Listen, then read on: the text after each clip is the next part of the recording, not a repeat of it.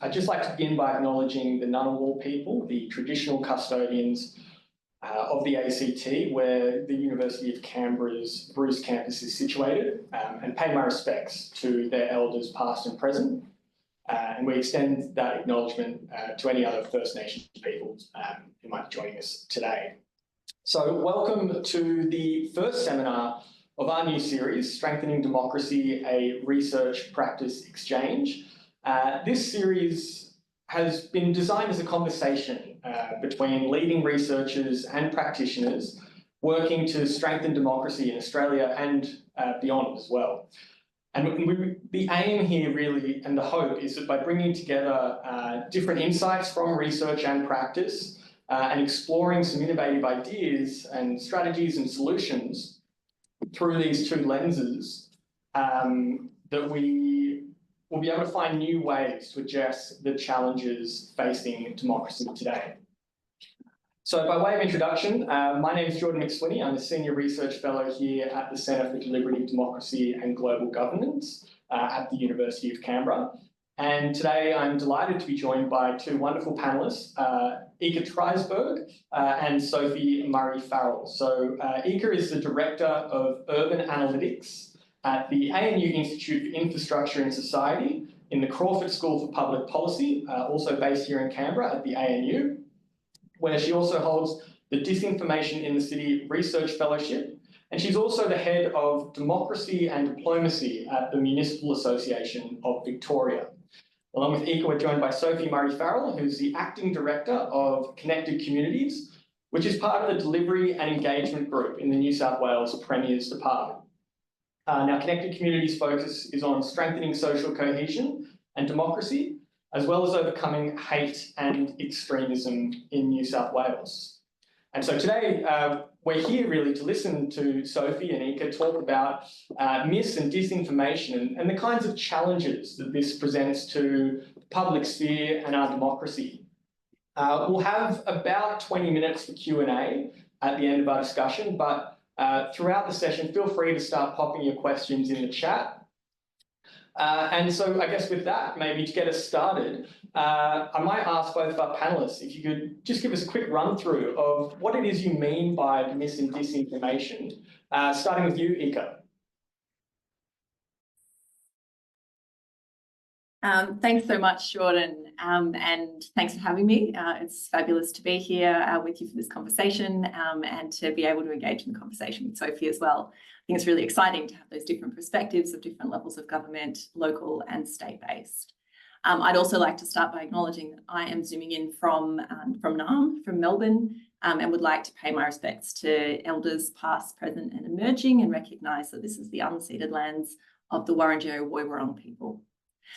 So to get to your question, disinformation, misinformation, malinformation, we use relatively standard definitions of these. So disinformation being knowingly using false information and sharing it with intent. So it's lies when you know you're lying and you're doing it for a reason, versus misinformation, which is inaccurate information that is shared maybe unwittingly. So there's not necessarily an intent to deceive, and malinformation, which is accurate information that is misrepresented. So decontextualized, or it might be a photo that has a fake caption over it, those sorts of things. And so it's used to deliberately mislead, but it is actually based on accurate information.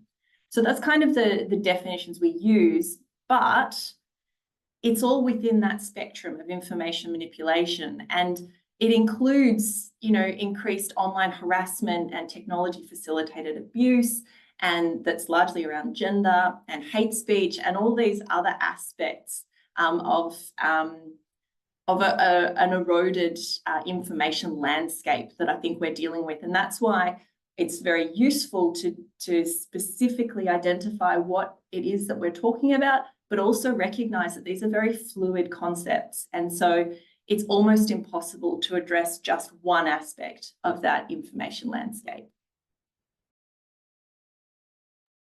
Fantastic. And I mean, Sophie, how does that sort of stack up with you coming from a more government perspective? Thanks, Jordan. Thanks, Ika. That was such an eloquent description. I won't even try to add to it because it was so wonderful. But I suppose from a government perspective, and I will just start my comments by prefacing that I've been working in this space for about 6 years, and my team's been doing this work for about a decade around looking at the relationship between social cohesion, democratic resilience, and I suppose, phenomenon such as mis and disinformation and its relationship within that space. So these are my reflections from that experience and not sort of official policy positions of the New South Wales government. I'll just start with a little disclaimer there.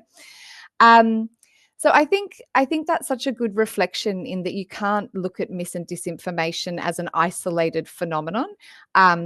They are, I guess, in some ways, a tool that are being used by different networks of actors. So, for example, in the foreign interference space or in violent extremism, which are two issues that my team works on, you see mis and disinformation being used to inflame social divisions, to interfere with electoral processes and electoral integrity, to inflame hatred and division, which then creates conditions that are conducive for the ideological aims of certain actors. And so you really can't separate it out neatly from those other efforts that are going on in this landscape.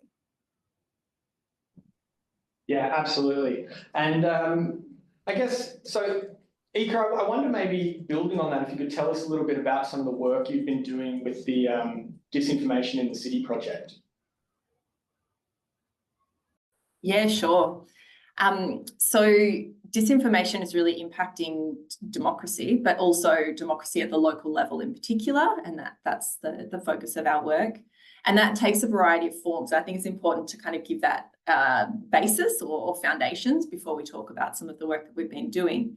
As Sophie was mentioning, there are foreign and domestic aspects of this, and that's experienced at the local level as well. You know, disinformation, I'm using disinformation now as a catch-all in many ways for the eroded information environment and the deliberate manipulation of that. But it's used primarily for political or economic reasons, and there's a variety of ways that it's beneficial to actors who are using disinformation. For both of those, you know, with economic reasons, there's a lot of money in clickbait as one very simplistic example. But there's the foreign interference aspect in cities where French cities, for example, have been targeted by graffiti campaigns that have been used to try to incite distrust and polarization around the war in Gaza. That were linked to foreign entity. Likewise, Swedish cities have been targeted by foreign entities through the Muslim Brotherhood that have been designed to sow dissent and distrust of social services, particularly with migrant groups. And those have been hugely impactful to the capacity of those cities to govern and also to meet their very, very basic needs, healthcare needs of the communities that they serve. Then there's sort of local groups, there's highly organised national groups, there's very ad hoc groups. There's one that was, cost a particular city a huge amount of money that was based on 7 street trees. This can be multiple scales, multiple sorts of actors, and it's a very complex challenge for cities and local governments to be faced with increasingly. Where they really need specific contextualized guidance. There is a lot of knowledge around disinformation response, what's happening in disinformation and the way that information is being used and manipulated, but a lot of that is not held or meaningfully translated to the local sphere. So that's what we're doing. We started last year with a project developing a response playbook for which is called the Disinformation in the City Response Playbook. You can find it at multiple sources online. And what we wanted to do with that was actually get some of these different sectors and some of these different disciplinary experts in the room to co-create some meaningful advice that could be used, that was specific enough in its contextualization to the local level that it will be useful, but also broad enough that it could be applied to cities around the world, because this is a globally experienced issue of local governments and cities. And so we brought 40 experts together for that. We had big tech companies, we had Microsoft, we had journalists and some of the larger media outlets globally. We had globally significant cities like Amsterdam and Greater London Authority and Houston. We also had smaller cities that have had very specific disinformation challenges like Onkaparinga in South Australia. And then we also had experts from different disciplines looking at disinformation from the perspective of machine learning, cognitive psychologists, public policy experts, all sorts of different lenses that we could apply to this. And we put together what was meant to be a very brief playbook. It was meant to be 20 pages, I think. It ended up being almost 60, but they're good pages.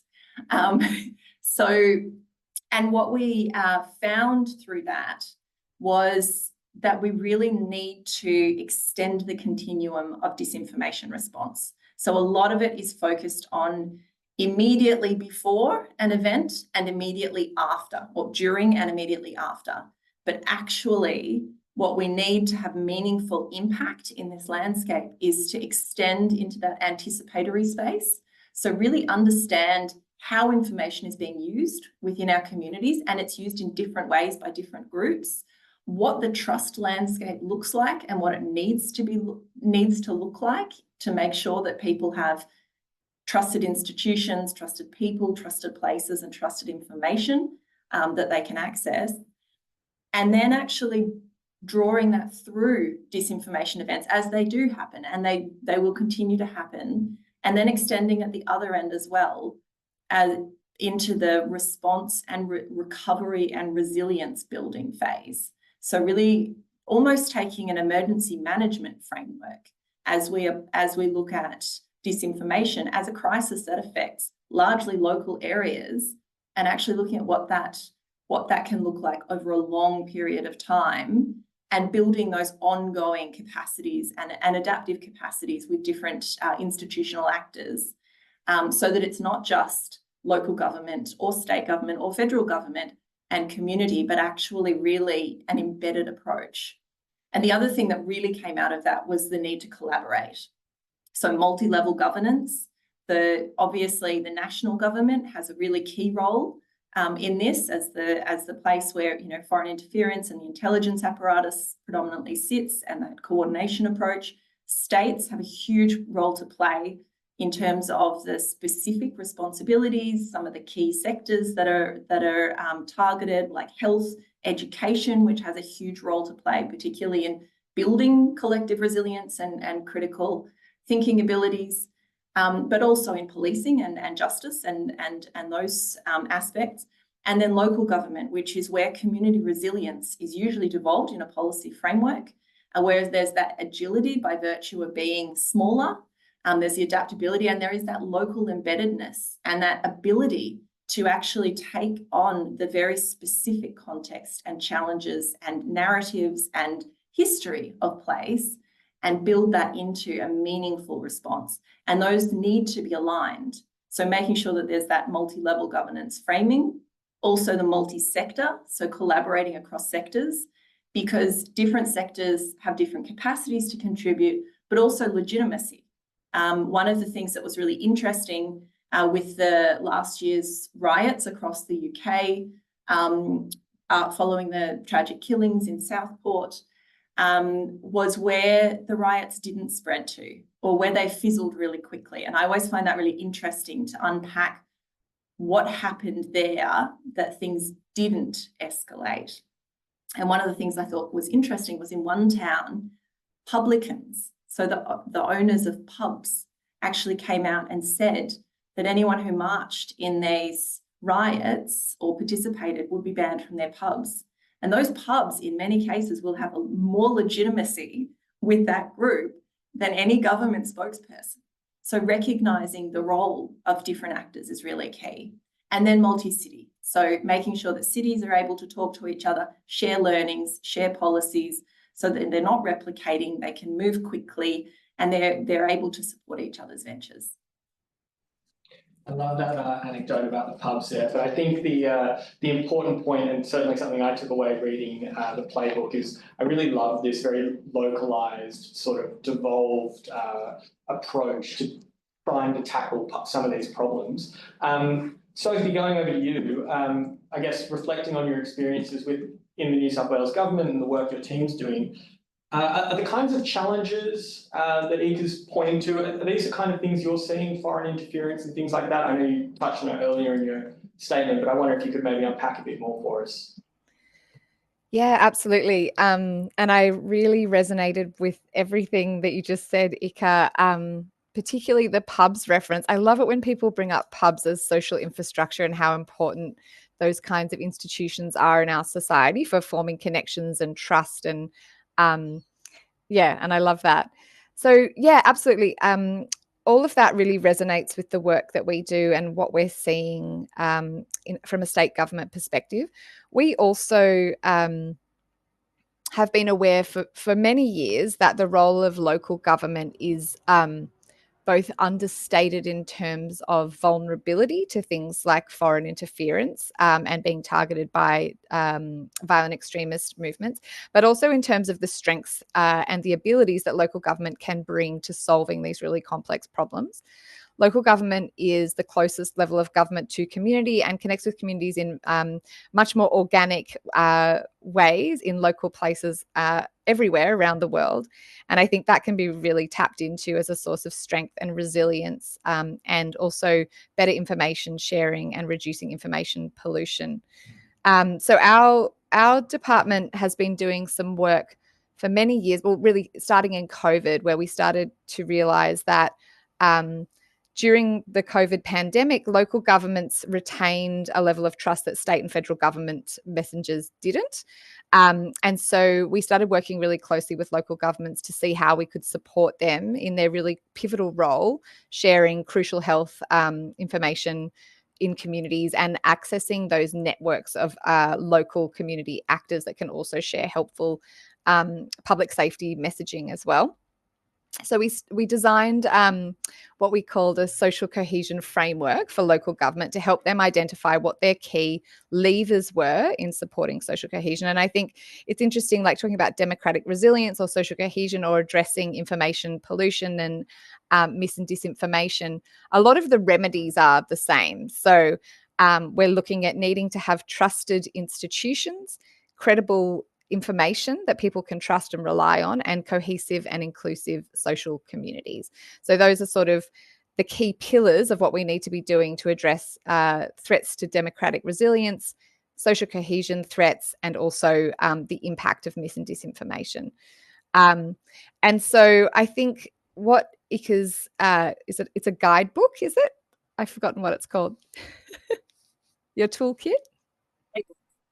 A playbook, love it, is setting out is a framework for coordinating between networks of community actors, local government, state government, federal government, and all the people around that ecosystem, digital technology companies, the traditional media. We really do need a whole of society approach to tackling these really complex issues. And I loved listening to your comments, Ika, because there's some work that we're about to embark on in New South Wales to develop a social cohesion framework that does attempt to set out what does best practice look like for that series of actors who have levers to pull in strengthening social cohesion and strengthening democratic resilience, and how do we support those actors to deliver what best practice looks like, both during peacetime, as we call it, when there's no particular crisis occurring, and then during a crisis, such as a disinformation crisis, a social cohesion crisis, an act of violent extremism, or even a natural disaster or a pandemic. So that's some work that we are embarking on at the moment, and it's very much in partnership with local government, and very much in partnership with our communities as well. We're taking a co-design approach to that initiative and starting, I suppose a lot of the time governments run into trouble when they try and design from an idea that they have at the top level and design down and try and make it fit local governments and communities on the ground. And we're really trying to flip that script and start with communities and local governments who we see as a really key actor in supporting some of those crucial efforts to address these really complex problems. Fantastic. And I mean, in a way, that kind of leads quite nicely to my next question, which is, I suppose, for both of you. You mentioned, Sophie, talking about developing a social cohesion framework and sort of getting some best practice in place, or looking at what that might be for actors with some of these levers to pull in this space. And so I've been thinking a bit about what the changing appetite for content moderation on social media platforms, noting, for example, X's sort of established move to community notes, and now Meta with Facebook, Threads, and Instagram also moving away from like a traditional content moderation approach and adopting that community notes feature in its place. I guess I wonder from both of you what you see as potential challenges, or how this might impact your own work and the work others are doing around dealing with mis and disinformation. So maybe Ika, I'll throw to you first. Yeah, it's a big one. And I think it's really challenging, not just because of the step away from content moderation itself, but also because of the politicization of disinformation response and this entire sector that works on trying to maintain and restore information integrity. The way that that's now been very, very targeted with political point scoring and framing, particularly in certain parts, I think is really, really challenging and certainly erodes the capacity for us to respond. But I think the fact that we still have an enabling environment in Australia where it's recognised how valuable this is can allow us to continue to support and lead in other parts of the world and support some of the other actors out there that are struggling. I think in terms of the social media platforms themselves, self-regulation has always been fraught. And it's also only one part, you know, the sort of the fact-checking model and the content moderation, although it is very important, and it's very important. There are certain things that are removed because of the potential to do harm. There's also a lot that's missed in terms of things like algorithmic bias and the reinforcement of disinformation and the ways that social media platforms are structuring their algorithmic framework to increase engagement, because that's how they get more money.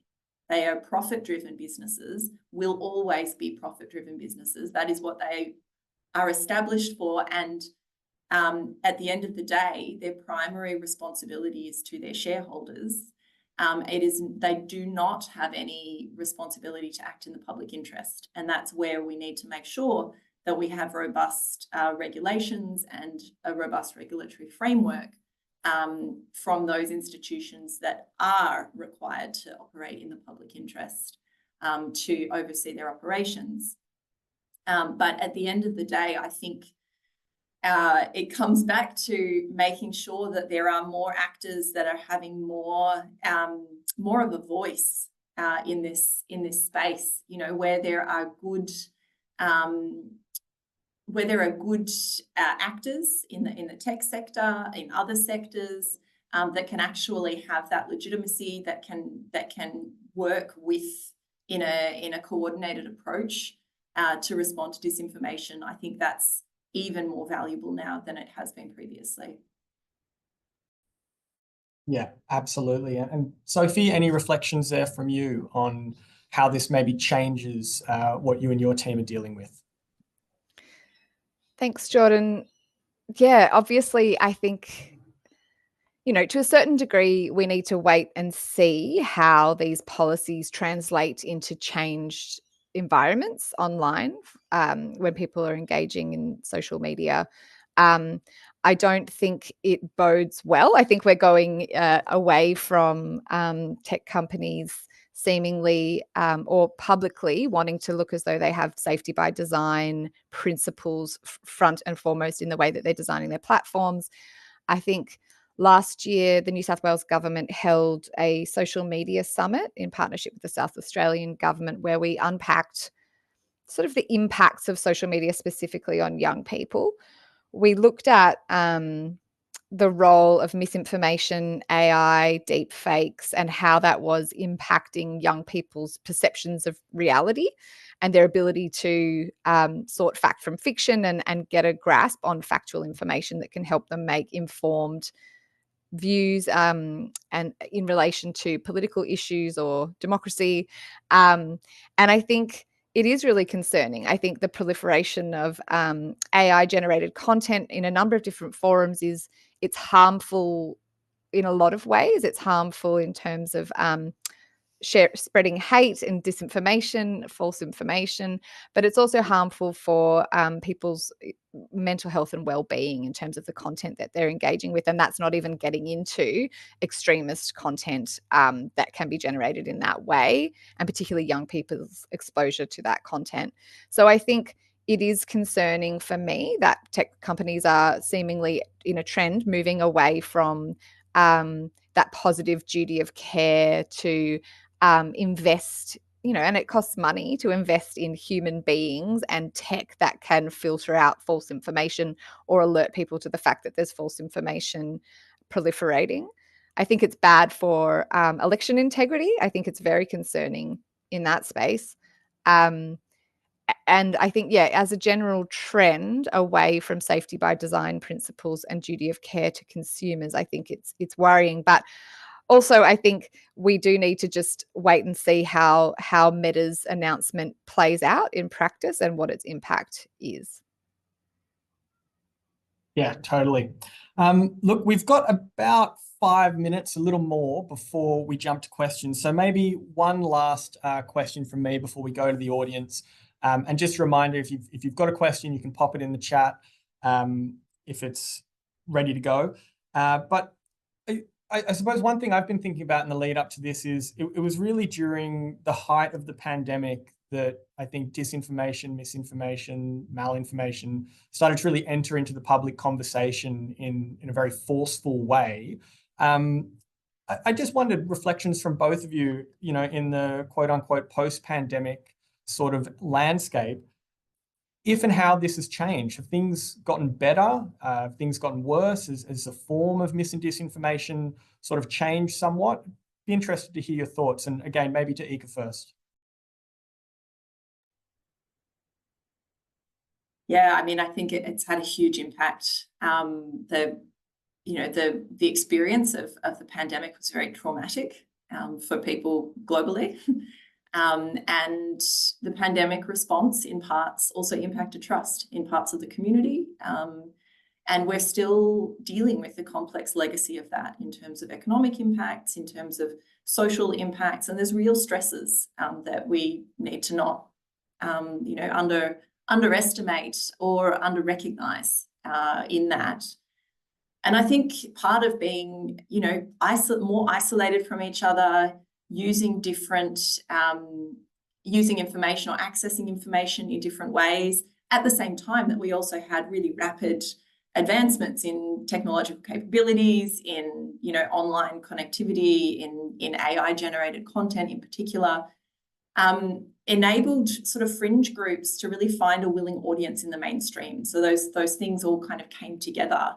And there's a huge amount of crossover between groups. So ABC actually did a great piece last week on the interaction between wellness misinformation and white supremacist groups and the ways that those have become enmeshed in parts. And we've seen that with a number of other things as well. And then overlaying that with the fact that we now have an epidemic of loneliness. And part of that has been exacerbated through the pandemic, and part of that's because of other societal trends. But a lot of groups really play on that to engage people, and that's particularly at the extremes, but also more and more to the centre. And this is where, again, there was a great piece that Monash University researchers published a couple of weeks ago about Andrew Tate and the manosphere, and looking at the importance of recognising the threshold things that are getting people to engage with that content, which is not often the extremist content. It's the connection with others. It's the self-improvement content. It's the It's those things that are really about people trying to make sense of life and help themselves to feel more connected and more confident and more able to achieve their ambitions and all those sorts of things. And then that's being moved down the continuum into much more dangerous extremist content that we tend to highlight. So I think looking at that complexity of actors and conditions really starts to show just why this is such a complex and challenging environment now to try and restore trust and information integrity and create opportunities for people to meet some of those needs and voice some of those concerns in ways that are not damaging and are not playing into this environment. And Sophie, I mean, the end of the pandemic, how has that perhaps changed work for you and your team in this space? Thanks, Jordan. So I think there's no denying that since the pandemic, trust in democracy, government, institutions has continued to trend downwards, and that we're seeing that play out in real time at the moment. I think in New South Wales, there's been a recent focus on the New South Wales Department of Health in terms of hateful content in relation to the department that was put out publicly. And we've seen really a lot of public commentary around trust in the health system and whether people can trust the health system. I think you can see what we thought about in sort of a theoretical way prior to COVID, we're now seeing play out in terms of not just anti-democratic sentiment or anti-politician sentiment, which was what we started to see a lot uptick during COVID. Like we saw a lot of hate and disinformation campaigns focused on chief health officers, premiers, federal government representatives in terms of the way the pandemic was handled.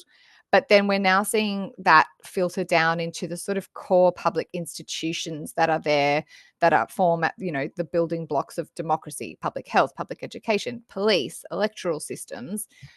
They're all kind of under pressure from disinformation and this type of content that's circulating. I think it's really something that governments need to really be on the front foot in relation to. I think being really coordinated, being proactive.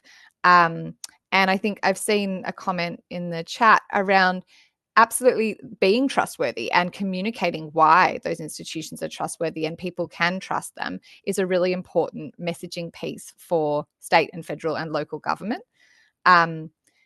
But yes, definitely, I think we've seen not only the information environment continue to degrade since COVID, but also the complex, the globalized network of threats that interact with disinformation have become more complex, and we're continuing to see those efforts kind of proliferate and become more sophisticated and build on one another from election cycle to election cycle.